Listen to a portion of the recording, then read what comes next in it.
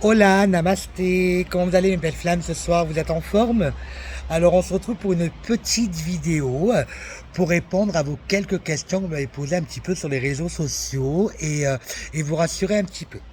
Alors, pour démarrer, déjà je vais commencer par vous dire que j'ai encore confirmé mon lien flamme jumelle, donc du coup à 5 reprises, hein. Donc aujourd'hui c'est la cinquième fois, une personne qui a demandé sur un réseau social de savoir si on voulait confirmer un lien de flamme jumelle.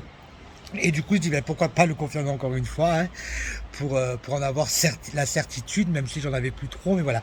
Mais au moins, on appuie encore plus le bouchon. Donc voilà, donc oui, effectivement, je suis bien dans le parcours flamme jumelle depuis 5 mois, donc confirmé à 5 reprises, d'accord, par 5 personnes différentes, forcément, sinon c'est pas très rigolo. Donc voilà, donc du coup, à l'heure d'aujourd'hui, voilà, je confirme et j'affirme que je suis bien dans un parcours flamme jumelle. Alors, vos questions. Alors déjà pour démarrer, j'ai eu droit à la question sur les addictions. Ok. Alors, je vous le dis de suite, moi aussi je suis fumeur, hein, forcément. Donc du coup, ça fait partie d'une addiction. Je ne me sens pas encore prêt de la lâcher, forcément. Donc du coup, je la lâcherai au moment où j'en ressentirai le besoin. D'accord.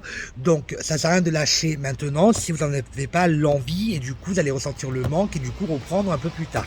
Donc ça, c'est vraiment des choses qu'il faut sentir. Et donc quand on vous dit de vous libérer de toutes vos addictions, oui, mais prenez aussi le temps. Voilà, faites-le quand vous en avez envie.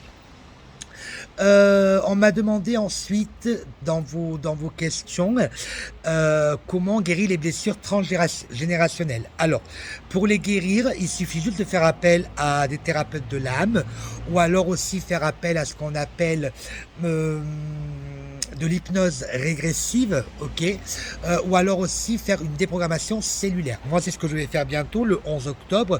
Je vais faire avec Maëva Colomb une déprogrammation cellulaire, ok. Donc, on va travailler sur les blessures, ok, qui sont ancrées dans nos cellules et notre ADN. Et ensuite, par la suite, 21 jours après, je ferai un soin de libération karmique. Donc voilà comment on peut guérir les blessures transgénérationnelles. Hein, d'accord. Donc du coup, ça, il faut un peu, ou alors de la de la kinésiothérapie. Ça aussi, ça marche super bien. Donc voilà, n'hésitez pas à faire appel à des personnes qui vous inspirent confiance, avec qui, quand vous allez rentrer en contact, il va y avoir cette fréquence et cette vibration qui sera là. Hein. Si vous ne le sentez pas, ne le faites pas avec cette personne-là. Ok, il faut vraiment être en confiance et sentir les fréquences et les vibrations pour pouvoir attaquer ce travail avec la personne. Elle vous confie quand même vos énergies à quelqu'un. Donc ne mettez pas entre les mains vos énergies entre les mains de n'importe qui. Ensuite, j'ai eu la question, oui, mais moi, mon jumeau, c'est pas du tout mon archétype physique à la base. C'est normal, ok, je le répète une fois de plus. On n'est pas attiré par son jumeau, par le physique, d'accord. C'est un amour d'âme à âme. Bien évidemment, le physique va faire partie de ce qu'on appelle des obstacles à surpasser.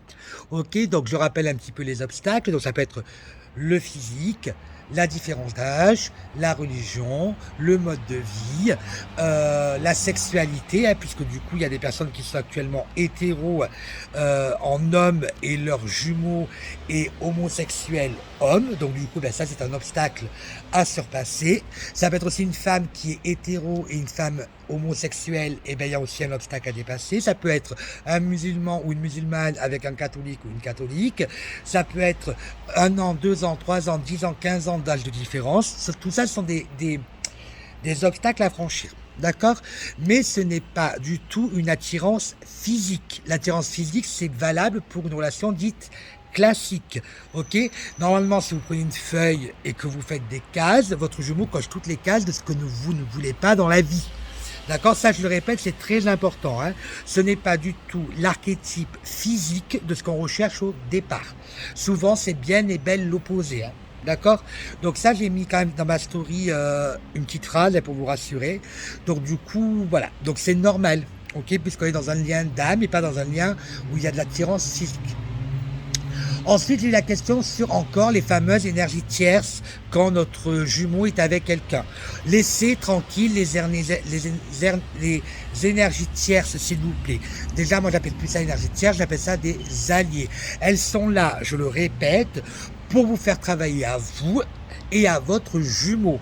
D'accord? Quand on est par exemple féminine sacrée, la tierce personne de votre fameux masculin sacré, elle, la partie inconsciente du lien, elle est là pour faire travailler vos blessures, notamment la blessure de la trahison par exemple.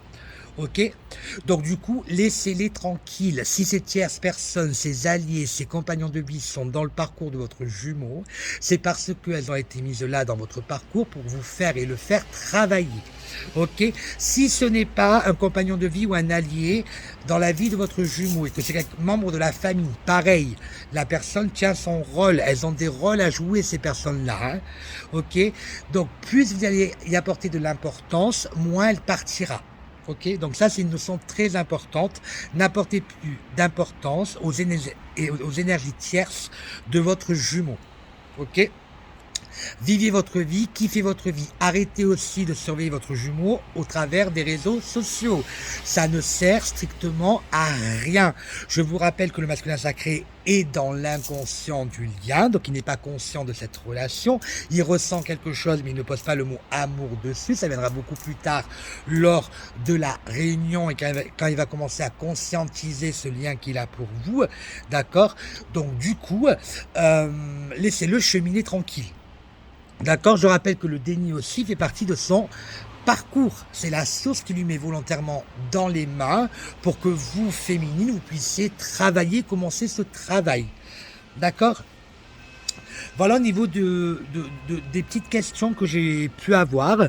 Je remercie beaucoup Cathy, donc les énergies de Cathy, hein, qui m'a mis administrateur de son groupe sur les flammes jumelles. Du coup, je peux agrémenter avec mes vidéos, avec mes témoignages. On peut discuter et échanger sur les flammes jumelles.